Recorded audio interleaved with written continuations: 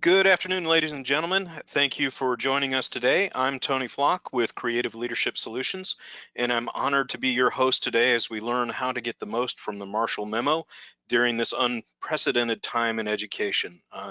I'll be joining Doug Reeves and Kim Marshall today. My role will be to field your questions, so please don't hesitate to send those in. Just a few notes before we begin. All participants have been placed in listen-only mode. So when you have questions, please use that question feature in your GoToWebinar control panel to share any questions or comments with us. Kim will take a few breaks throughout the presentation today to field those questions. Also, please note that today's webinar is being recorded and it will be posted to our website shortly. After it is posted, please feel free to download that recording to share with any colleagues who were unable to join us today.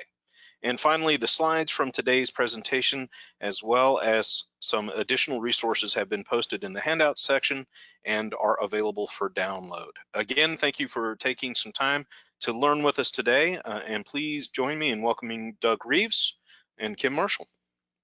Well, thanks so much, Tony. Just a few words about Kim before we get underway. Many of you already subscribe to the Marshall Memo, and you know that it is internationally acclaimed as the source to get the latest and best evidence on what's working in education. Kim is a veteran teacher and school leader and has had a profound influence not only in the United States, but literally everywhere I go, people know what the Marshall Memo is, and they find it an immensely valuable resource. So with no further ado, I want to turn it over to Kim and help us learn how to get the most from the Marshall Memo. Welcome and thank you for joining. This is a crazy time. My son is a history teacher in Seattle and is dealing with remote teaching and figuring that out and finding it pretty exhausting. Our daughter is a 7th grade teacher in Boston. She's doing the same with her 5 classes. Fortunately, she has a student teacher who's chipping in with some of them, and she has 2 young children at home, and her husband is a teacher as well. So life is complicated for them. My wife is a lawyer with the Massachusetts Department of Education, is one of the few people who's actually in her office every day dealing with the extraordinary decisions that have to be made at the state level. So our family's kind of involved, but here I am at home, and I hope I can be a little helpful today. So here's a cartoon that someone did a few years ago of conceiving of what I'm kind of doing with this Marshall Memo, which is going through this heap of stuff and somehow making sense of it for you in the field.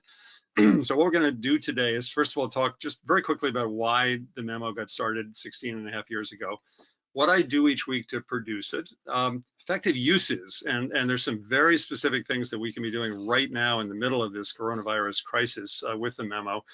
I want to draw your attention to 4 articles that I think are particularly relevant about leadership in this crazy time.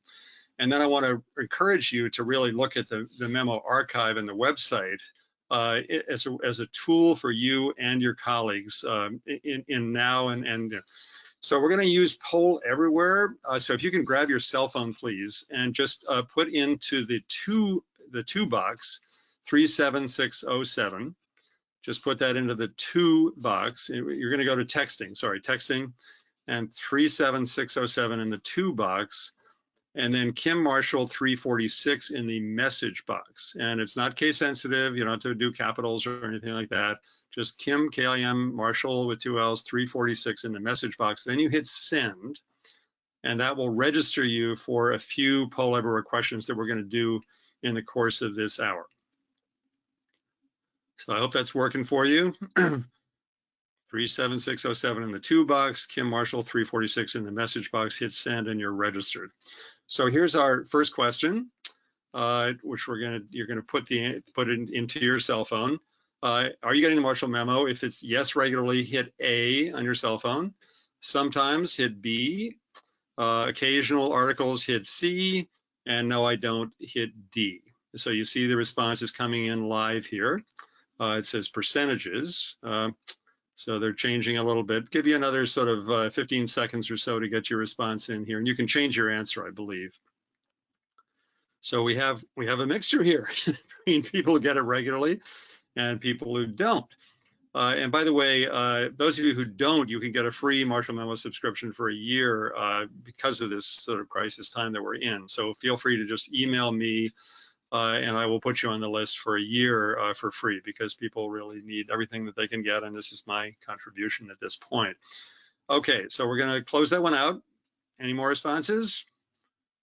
Okay, so now I want you to think about what is your school's #1 challenge here. So if you can just ponder for a minute and boil down your challenge to one word.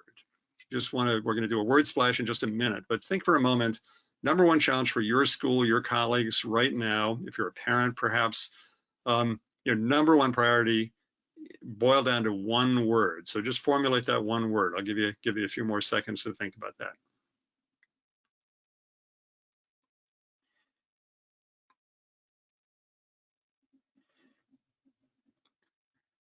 Okay, so here we go. Just type your word into your cell phone.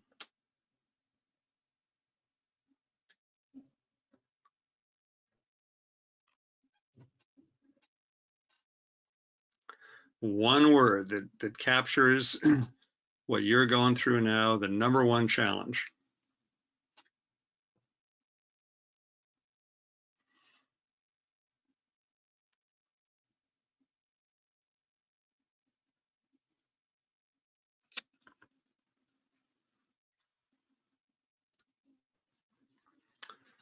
Well, that's we're not getting words yet, so I'm puzzled by that.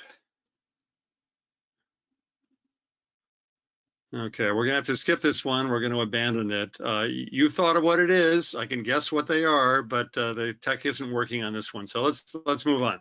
So why did I start the Memo 16 and a half years ago? I was a principal in Boston for a long time. I finished being a principal after 15 years and realized I had time to read.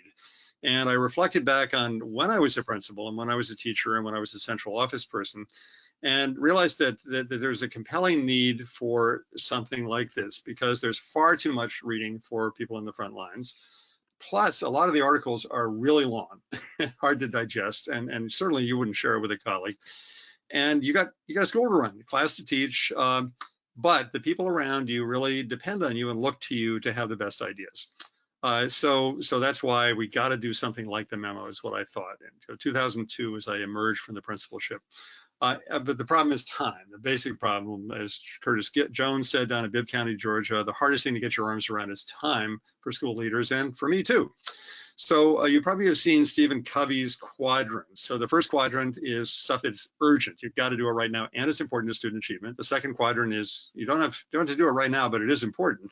The third one is it's not important to student achievement, and you must do it right now, like the phone rings. And then the fourth one is neither of those. So the second quadrant, Covey said years ago, is the stuff that you tend not to do because it's not urgent, but which is really urgent, and that is professional reading. So I'm your designated reader.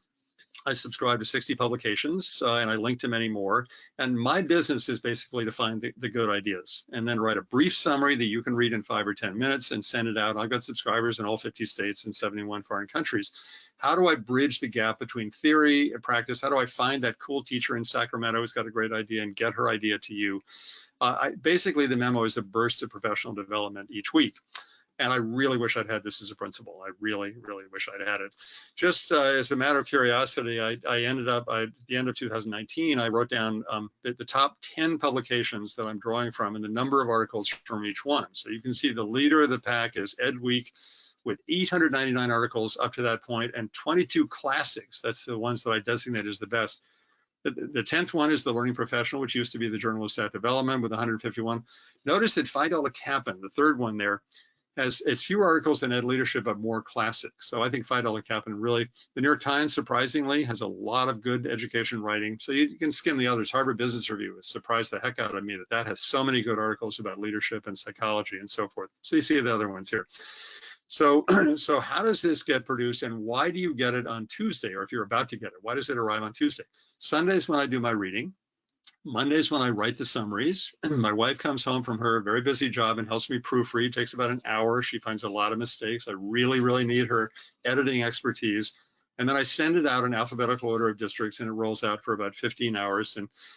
So basically what it takes me 20 hours to put together each week, you can read in 20 minutes. That's the efficiency of it. And the rest of the week I'm in schools. So just to give you a real visual picture here, this is me on Sunday. It takes about 8 hours to go through this stuff. And you see the phones there at my fingertips. I got notes over to my right there to take notes on good ideas that are coming up with. Down on the floor there is the recycle pile. And the keepers, what are the keepers? And here is a typical pile that I'm going through on Sunday, and I will look at every page. I'm a speed reader here, and basically my job is how can I find the stuff that will be helpful to you in this pile of stuff that came in last week. And so what are my selection criteria? And I'm very selective. It's like 1 out of 100. So it's got to be actionable. It's got to improve teaching, leadership, and learning. It's got to be convincing and interesting. It's got to be new ideas or old ideas that need to be revived. I love stories about stuff that's going on in schools, good quotes from kids and teachers, cautions about things that we got to watch out for. So flim flam, sham, stuff like that. And I'm not doing breaking news, not doing puff pieces. I'm not doing preachy articles or political articles. I'm not doing abstract articles. And I'm not especially doing things that when I read a 40-page article and I say, duh, if it's so obvious that it's not worth passing along to you, I'm not doing those either. So it's very selective. So then Monday is just really serious work. It usually always takes 11 hours. So I'm trying to summarize each one of these articles, whether it's a New York Times column by David Brooks or whether it's a 50-page study by a bunch of academics at the Brookings Institution. How can I get this down to just a very short summary that is intellectually responsible, that captures the good ideas in quotes? That's the thing I'm trying to do. And then on Tuesday, usually I'm on a train to New York, this is a principal I'm working with in the Bronx, Brian Blau. I'm coaching him, giving presentations around the country. So that keeps me honest. Now, of course, now I'm not taking any trains or planes anywhere. I'm here in my house in Massachusetts. So I want to say a little bit about research, and this is relevant to today's world as well. A lot of research that's good is ignored or cherry-picked. For example, it's very clear that a high school or middle school should not start before 8:30 in the morning. But my daughter's school starts at 7:15. So they're ignoring the research there. Retaining students, tons of research that we shouldn't keep students back. It's almost always unproductive. Out of school suspension, same thing there. Grading on a 100-point scale, and people ignore these, this research. Doug Reeves has been on a campaign about the 100-point scale. And then there are blind spots. There are things that the researchers are not addressing. For example, how long does a principal have to be in a classroom to get a good sense of what's going on? What's the best way of giving a teacher feedback? We don't have good research about that. So the memo is basically looking for the best research with a skeptical eye, and also looking for good stories, because we're not going to wait for 40 years to get the research on some of this stuff. Promising interventions that make sense in frontline stories. So another question for you here is, how have you used the memo so far? And I forgot to delete the previous responses, but there are only 2 of those. So if you can read down and click any of these, you can click more than one here on your cell phone. Oops, something, it isn't A, B, C, and D. So I messed up on this one. So we're going to finesse this again and just think about this. Read for your own learning. A lot of people think, okay, well, so the memo's interesting. I'll read it and I'll skip the articles that aren't relevant to me, and then I'll put it away. Very efficient. But some people say, I'm going to share specific articles with my 3rd grade teachers, or with my art teacher, or with my algebra teacher. Clip and share it. Some people share an article with a group of people. Some people forward the whole memo to all their colleagues. Some people actually take articles, and I want to talk about this in a minute, and have people read it live in a meeting. So everyone reads it silently for 5 minutes and then discusses it in groups and then as a whole. Some people search the memo archive, and some people share articles with parents. So I wish we had the technology working here. I apologize, my fault. But I'm sure you're scattered all over the map on this question here. And I want to talk now about how to use the memo now and in the future at 3 different levels. The first one is, what do you do with the memo when it comes in that week? The burst of professional development, how are you going to use it?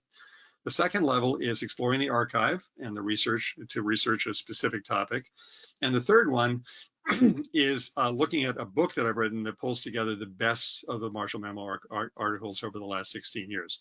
So we're not going to talk about that third one very much. So level 1 is I want to reassure you, if you are worried that you shouldn't be sharing articles because of intellectual property guidelines, you may do that. I don't think you should share the whole memo, because there's always stuff that isn't relevant to people, but please clip a specific article, give it to your librarian, give it to your art teacher, give it to your 3rd grade team, give it to all your science teachers. That's okay. And it comes in as a Word document. You can clip that out and send it. Again, faculty meetings, whole group sharing, studying a particular issue, all these are ways to use, you can do that. You can do that.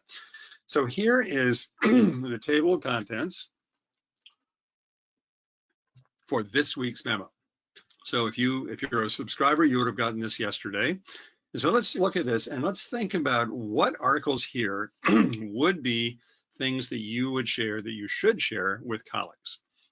So look at the first one here. Should we worry about kids getting too much screen time?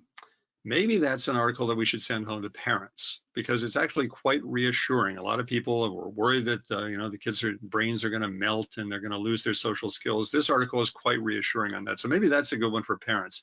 Putting the pandemic in historical and epidemiological perspective. This is a summary of a fascinating New Yorker article in the current New Yorker magazine about Tony Fauci, but also about the history of pandemics and the hope that lies ahead for solving this problem. So who would that go to? Maybe I have a science teacher or a history teacher that would be appropriate for. Maybe the staff would like to read that. Okay. Planning for schools' hopeful reopening. So many of you are probably thinking ahead to next fall, and God willing, the schools open up in the fall. So what should we be thinking about now? And the next article is really knock my socks off. Is this a time when we should be thinking about looping? Because looping, the teacher keeping the kids for next year, might be the perfect solution to some of the gaps that we're going to be looking at here. My grandson, our grandson, is in kindergarten in a Boston public school, and it would be just fantastic if his teacher could move up with him to first grade and the whole group next year. So think about that. And you might want to do some more research about looping. Teachable moments during a crisis. Okay, so that's about social studies and so forth. Maybe that's for my social studies teachers. Now, so the first 5 articles are very corona specific or coronavirus specific. Okay, so those are very topical, and you might want to think about who to give those to. Now, starting with Article 6, now this is more typical Marshall Memo fare, is accurate teaching of slavery, a really provocative article about how many teachers in the US have done a not very good job of teaching slavery. And there's some 5 specific things that should be in any curriculum about slavery, teaching about slavery. Teacher surveys, principal self-assessing, very interesting article about that and so forth. Skip ahead to number 9 here. Notable children's nonfiction. Wouldn't that be great for the librarian who is thinking about ordering for next year, or maybe the language arts teachers? So I'm going through this week's to really get you thinking about, if you're not already doing it, about using the memo as a force multiplier, about getting ideas out to people who are actually probably starved for ideas at this point, or for specific things that they can do. Let me just mention one other thing. 10A is the Khan Academy Breakthrough Junior Challenge. This is for kids from 13 to 18 years old. And they're challenged to put together a 3-minute video explaining a science concept, including coronavirus. And they're huge dollar rewards for this. So you might want to think about some of your kids getting into that. Oh, and the next one over, the media bias chart, is an extraordinary chart that takes all the different media and rates them from authoritative to junk, and from right wing to left wing to centrist. And so again, for a social studies class studying the current situation, that might be cool. So also on the front page of the memo are quotes, and I just want to highlight one here. Look at the top one here. Instead of a teacher saying, instead of asking, does anyone have any questions, I now say, ask me a question, or better still, ask me 2 questions. This seems to elicit a greater frequency and quality of questions than any of my previous attempts. Craig Barton, a British educator. So maybe some of your teachers working now remotely with kids might try that. Rather than the open-ended, does anyone have any questions, which usually elicits silence, ask me a question, ask me 2 questions, changes the dynamic dramatically. Again, people are hunting for good material all the time, and I want to just draw your attention to a few things that are in the memo archive, and I'll show you how to get to that in a minute. The whole thing of a globe and a flat map, and the way a flat map always distorts the globe. Why do we use Fahrenheit? Science misconceptions, taking Cornell notes, incredibly important skill for college. British accents, that's sort of a fun one. The rotary phone challenge, a few of the others here. These are all things you can access in the memo going back in time. So I just want to give a plug, and this again could be done remotely because you're having faculty meetings remotely. is the idea of taking a memo article, a particularly good one, and I'll show you the ones that I've identified for this purpose, making hard copies or giving people electronic copies now, having everyone read it silently on the spot. It takes 5 minutes, turn and talk. And again, if you're using Zoom, you can have breakout groups. Okay? So people turn and talk about the article, what struck them, what do they agree with, what do they disagree with, then coming back together and pulling out the key learnings for this article for your staff. This is a very powerful technique. I've seen it done several times, and it is just a wonderful use of some of these memo summaries. So let's pause here. Any questions, suggestions, or ideas, ways that you've used the memo, questions for me at this point before we dive into the second level of use of the memo? Well, Kim, I'll start if you don't mind. A question that I have not prepared you for, but I'm genuinely interested in is, having done this now for 16 years, are there areas where you've changed your mind? Things that you thought were true 16 years ago and now you know are not true, or thought were false 16 years ago, but now based on all the research that you've done, that you've changed your mind about? What a great question. Yes, I would say the whole idea of using rubrics to evaluate teachers was a hot idea when I first started the memo, and Danielson's rubric and other rubrics, Marzano's, were being used. And at first it seemed like a very logical thing to take the rubric into a classroom and to score a teacher in real time. But when I started trying to do that myself, and as I worked with principals, for example, in New York City, where they're using Danielson's rubric, I realized that that's cognitive overload, that you can't score a person effectively on a rubric. A rubric is really the whole of a teacher's work, whereas a lesson that you're watching is one small part of that, where the rubber meets the road. And so I really changed my mind about that. Value-added evaluation of teachers, again, it sounded very enticing to me at first. You could put a number on a teacher's value added with students. The more I read about it in the memo, the more I realized that it was a bogus idea that was extraordinarily inaccurate at the individual teacher level. And as you probably know, there have been 15 lawsuits, successful lawsuits, overturning that idea, which is fortunately on its way out now. Thank you. Tony, any questions from the field? No additional questions at this time, gentlemen. Okay, thank you. Okay, well, people want me to move on. I get the message here.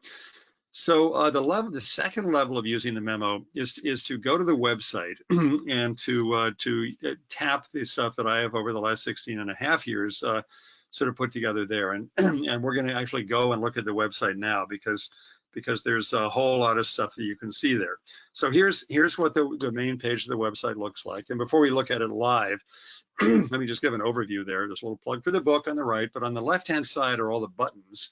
And you can see there's how to subscribe, why, what readers say. There's Survey Monkey, reactions and comments from various people, a list of all the publications read, the topics that are covered, the article selection criteria, and then at the bottom part there, headlines from all issues, my bio, my published writing, workshops, and so forth.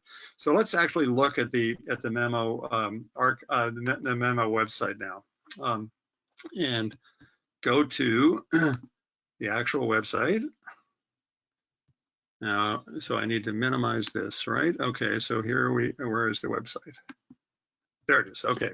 So, we're gonna go to the home here, and let's just look first of all at publications read. So I gave you the list of 60 main ones, but here are a bunch of others.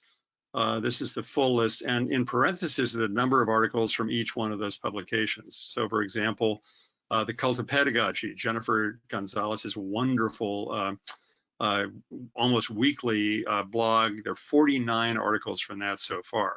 So that's the publications, the topics covered. And if you're going to do a search, check this out. So look, for example, under assessment, look at all the subtopics under assessment. Cheating, using clickers, computer scoring, data display, data literacy, and so forth and so on. Look at all this, and down there's grading. One of Doug Reeves's big topics is grading and report cards and grading down here. So you can see there are a lot of topics, and in parentheses is the number of articles for each one. So that's the topics. Now let's look at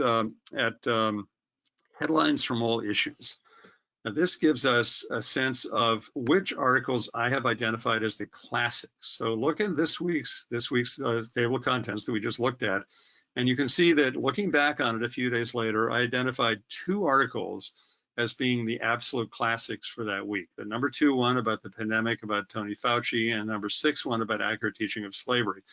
Last week's memo, 832, there were no classics. So there were none that I thought would super stand the test of time. They're all good, of course, but none of them were at that level. The week before that, there were 3 that were classics. So these are all searchable on the Memo website, which we're going to get to in a minute. I want to look at one other thing, which is my published writing. And I just reorganized this, and I want to draw your attention, so you can zip around in this to all these different categories here. I want to draw your attention to this, the first one in classroom materials. This one I just put together on Sunday night is all the materials so far from the memo about the coronavirus crisis. So just by clicking here without any password, clicking on this one here, you can see that it's 14 pages long. There's been a huge amount of material over the last month and a half about the coronavirus. So these are just the articles. Now we get down here and we're going to get into some very nitty-gritty stuff there. Jennifer Gonzalez's research and a whole bunch of links and websites, Panorama Education, tips for online. Then we're going to get to stuff about Zoom, and videos, how the virus spread, and so forth. So all of these can be accessed in here. So then if we go back to here, published writing, you can scroll down here. There's a whole bunch of stuff on my own curriculum stuff. I put together over the years a whole bunch of stuff for actually teaching in different areas, reading and social studies and writing and so forth. Okay, so let's get back to the slides here. I'm going to minimize this. Back to the slides. And I encourage you to look at all those, the potential of all those things there. So now let's look at doing a search. So here is what's in my basement. This is the physical archive. These are all most of the magazines, and I couldn't get the camera to take all of them in, but you see a huge amount here, and these are the ones that I've dived into. But on the website, there is a virtual archive, which is curated, where I've really dived in and found the best of the best and organized them. So that's the last thing I do every Monday night before I start the memo sending, and after my wife has helped me to find all the mistakes, is I upload into this website all of the key information about each article, the publication, the author, the date, and 2 topics, because there are always sort of 2 things on it. So you can search in the memo archive by keyword, by topic, by author, and by publication. And you can even overlap a search. For example, let's say you were looking for bullying at the elementary level. You could click those 2 and actually search for only the articles on bullying that pertain to the elementary level, which is another one of the fields in the website. So this is a powerful way. And again, now if you want to research something, for example, looping, and we're going to do that in just a minute here, I also want to draw your attention to 4 articles which are included in this webinar. Okay, these have all been given to you as downloadable PDFs that I think are particularly relevant for right now, for school leaders and teachers, parents, school board members, any others. The first one, can a leader admit confusion and still lead? So I think the humility, and many of you have probably been in this boat in the last few weeks, of admitting that maybe you didn't know exactly how Zoom worked, or maybe you didn't understand how this platform worked, and being humble about that. One model of this, speaking of Zoom, is the CEO of Zoom. They had a lot of egg on their face a few weeks ago with some security issues and some Zoom bombing issues. And the leader of Zoom actually said, I really messed up. And he went to work, and all of his people went to work to fix those problems, and Zoom is a much better platform now. So that's a wonderful article. The first one, Deconstructing Emotional Intelligence, a classic article by Daniel Goleman. It's only 1 page long. Again, these are my summaries of them. Managing Feelings, Values, and Expectations by Jenna Pincott, a wonderful article about the kind of stresses that we're under now. And then the last one, Managing the Stresses of School Leadership by David Holmes. So all these would take, each one would take 5 minutes, 5-10 minutes to read. I highly recommend that you take a look at these articles, which are PDFs that have gone along with this webinar. Great articles. So let's think about a search. Let's say, for example, you wanted to search about looping. I've got you thinking about that, or you were thinking about it already. And so you're going to go to marshallmemo.com, and you're going to log in, and you're going to do a search, which we'll do in just a second. And just before we actually do that, I want to draw attention to a couple of other sort of neat features, these things you can find in High school identifying isolated students, and this might be particularly relevant now, is kids who nobody knows, the kids who nobody has found, with their online teaching. There's an article about that in this week's memo too. Cafeteria, the radical idea of the unitary lunch. All these are searchable in the memo archive under this specific thing, like teacher supervision, the idea of shadowing a student when you're back in school. Writing, reducing grading time, a huge issue for many, many teachers. Teaching lesson plan exemplars, and the Earth's history as a football field. So those are just some topics you could look at.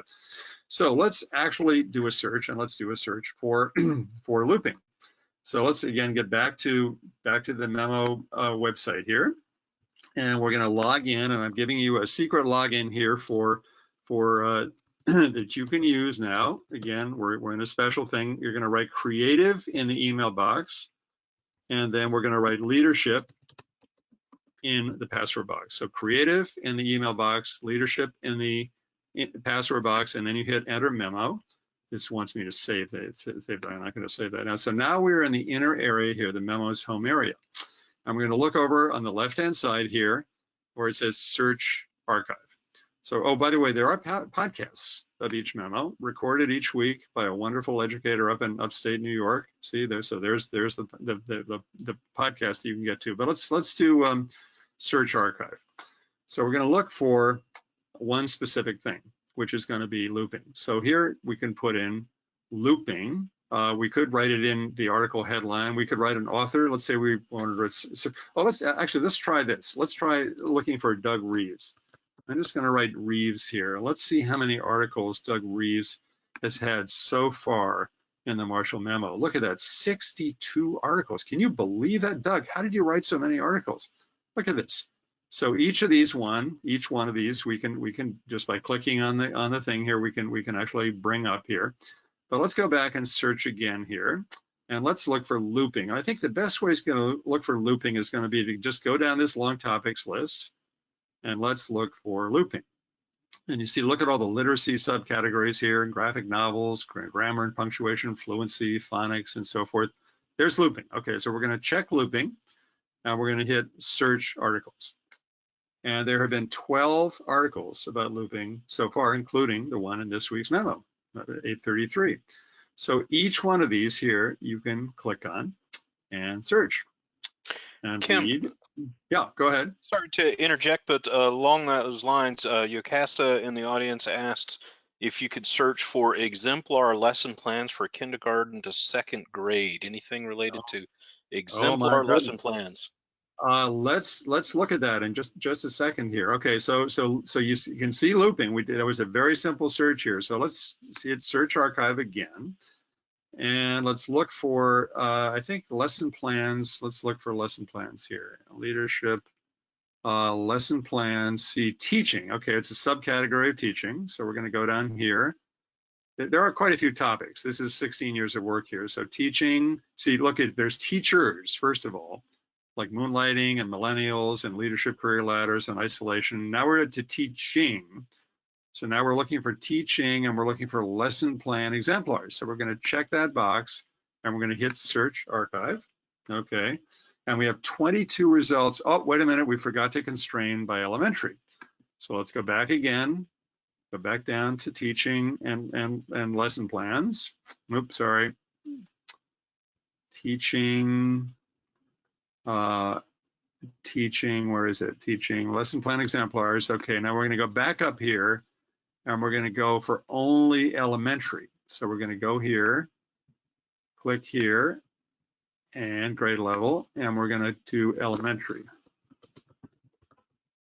Now it should give us only those articles. So let's see how many of those there are. Here are 3.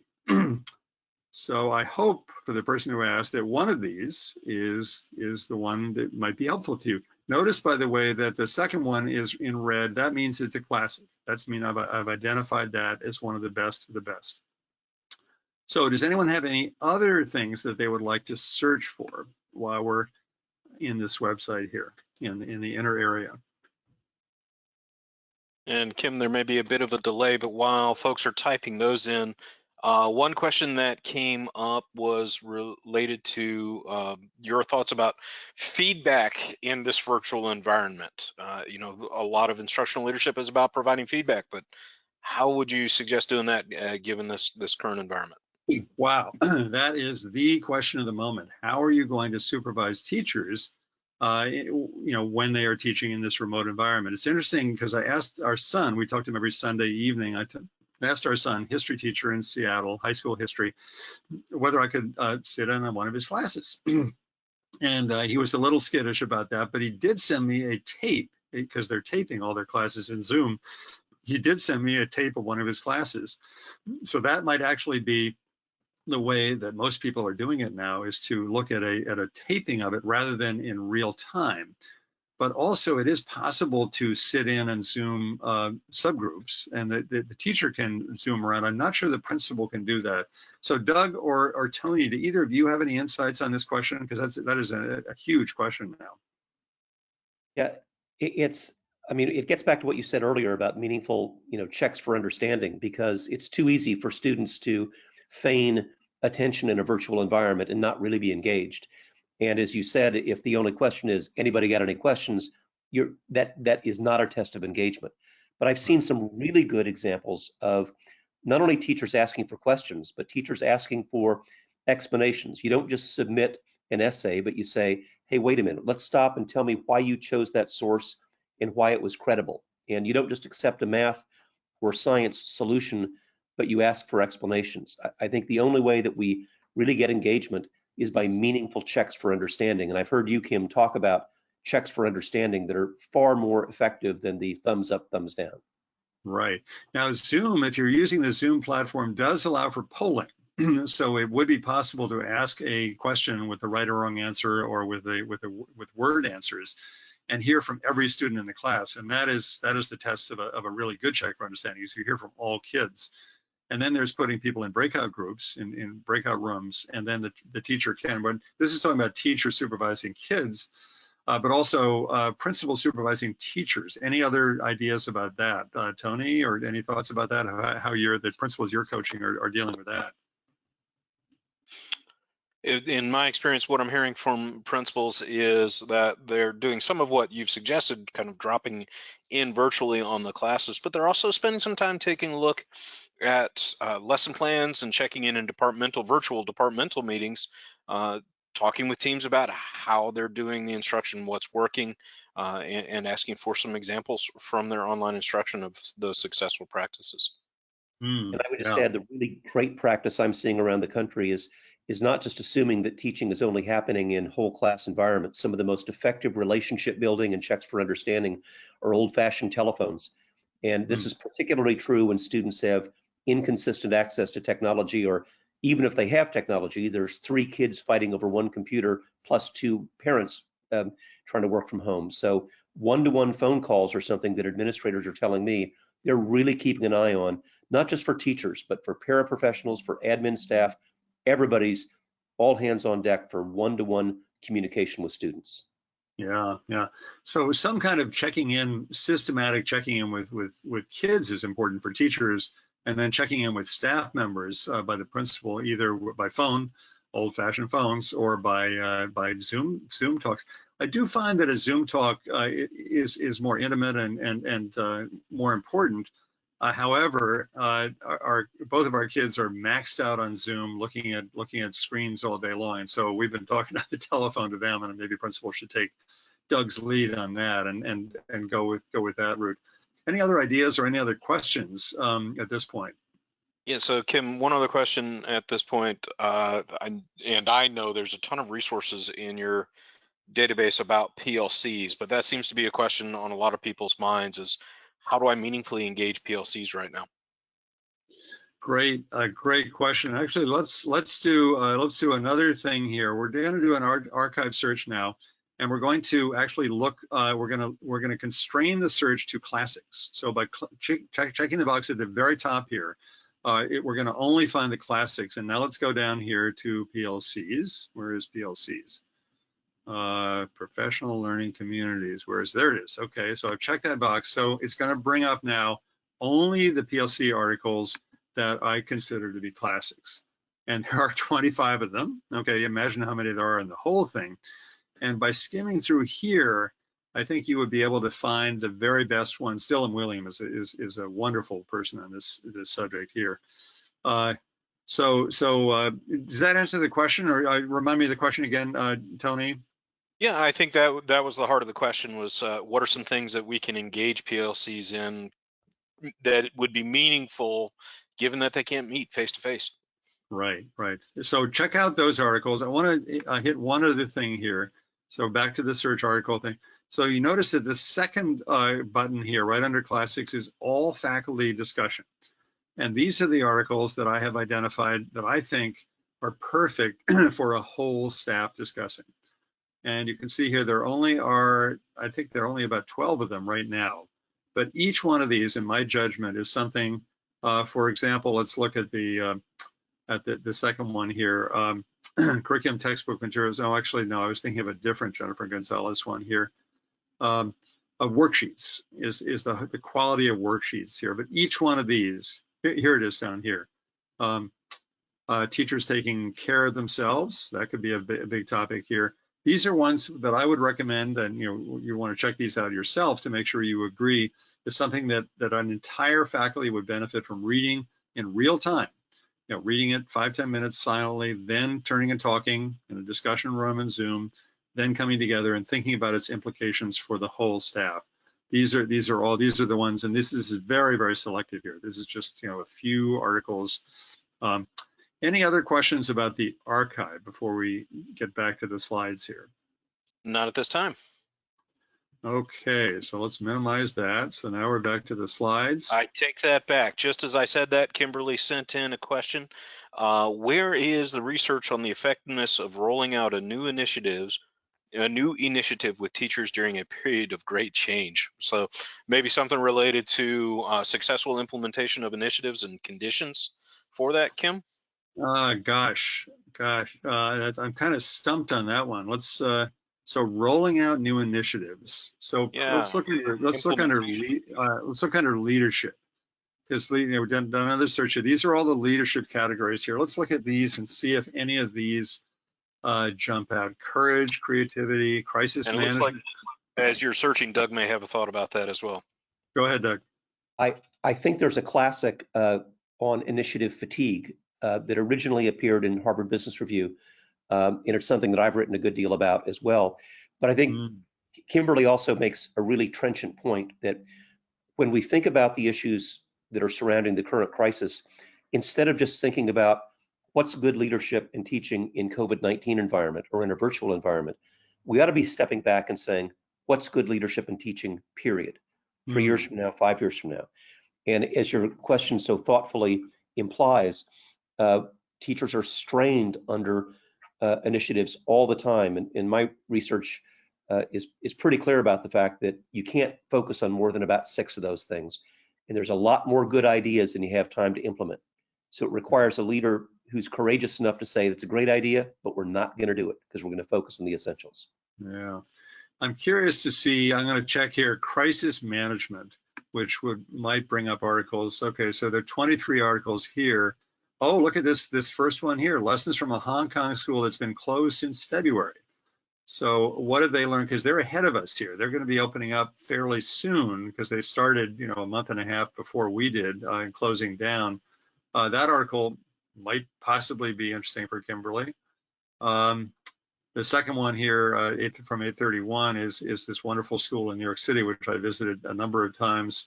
Their mission statement for this, which is sort of setting the direction. More ideas and links. So look at this under crisis management. There are several here that pertain to this. So Kimberly, definitely go and search under leadership crisis management. There's a classic down here. That was the Oscars giving the envelope to the wrong. What was it? Moonlight instead of La La Land. That mess, and why that happened. That might not be relevant now. Any other questions while we're in the search function here? I think that's it for now. Although, ladies and gentlemen, please keep those coming in, and I will be happy to pose those to Kim at the next opportunity. Okay, so let's see what we got here. So the last thing here is, okay, so you've seen what you can do searching the memo. And those of you who have a lot of time in your hands, maybe you can do that. Maybe you can put together a theme issue of the Marshall Memo, the way Ed Leadership has theme issues on particular things, or CAPM. But there are a lot of articles there, a lot of articles. And so let's just take an example here. Let's say you wanted to do a theme issue on emotional intelligence. If you did a search, there are 295 articles so far on leadership, emotional intelligence, and 34 classics. So that's too much. And that's why my co-author and I put together the best of the Marshall Memo. This is the third level here. And I urge you to think about this, because we are very proud of the fact that we put together the very, very best articles in 11 topics in this book, and the new book is coming out this summer, the second book with 11 more. So Jen David Lang has been a wonderful co-author. She does the best, does the main idea. She summarizes an education book each month. So think about that, but this is not a sales pitch. It's just, it's a quick mention. So any other questions or suggestions, particularly wisdom from the field about how you're dealing with this situation, and how you can share your wisdom, because you got more wisdom than I do on this topic, with your colleagues who are on this call.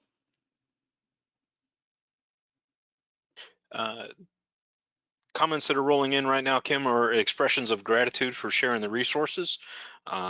Several folks have mentioned that they're interested in sharing what you've provided with their teams after today's session. So I think a lot of folks are looking forward to digging into the memo.